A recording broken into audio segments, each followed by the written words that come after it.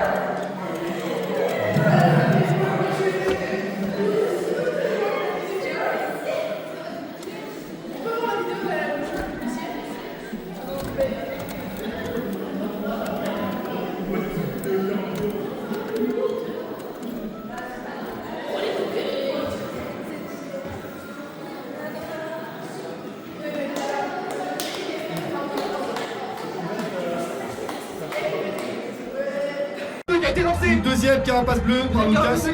Il avait subi, cette fois-ci il fait goûter la blessure à son adversaire. C'est qu'il laisse Isaac est en tête au début de ce troisième tour. C'est ça.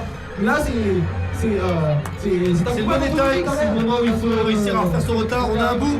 Beaucoup de rebondissements dans cette finale. Il ne veut pas encore claquer. Alors je sais pas pourquoi, il aurait peut-être dû claquer avant Lucas. Il a conservé, je pense qu'il aurait dû l'utiliser. Il l'attend aussi, il doit sûrement savoir mieux que moi.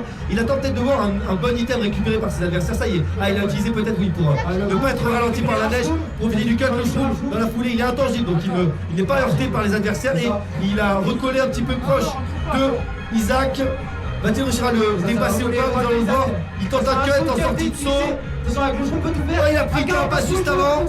Il a 3 verres peut-être pour aller toucher son adversaire. Il rouge encore. Le sort, ça charge vraiment sur lui là. Alors il reste vraiment imperturbable. Il ne rage pas. Il garde son sang-froid. Une énorme flopée de pièces qui tombe. Isaac en ramasse quelques-unes. Et la carapace qui n'aura pas le temps de toucher. C'est-à-dire qu'il n'aura pas été heurté. Heureusement, ça aurait été cruel là de la prendre alors que le premier ne l'avait pas prise pour te faire doubler. Et Marron qui a quand même cherché une 7ème place plus qu'honorable face à ces 3 manches. Vérifiez les paramètres et si jamais vous nous appelez, on regarde, on prend le temps, vous inquiétez pas, même si j'ai dit qu'on devait speeder. Bien sûr, c'est pas au détriment de votre expérience de jeu. L'important c'est que vous passiez un bon moment. Alors oh, il explique, regardez, il explique à son adversaire comment. Ah non, c'est lui qui tire le péno. Il a défoncé la cage. Ah non, le ballon n'est pas rentré, pardon. Oh là là, l'action continue et là, le poteau qui vient sauver. Rafouk qui a été béni par les dieux là.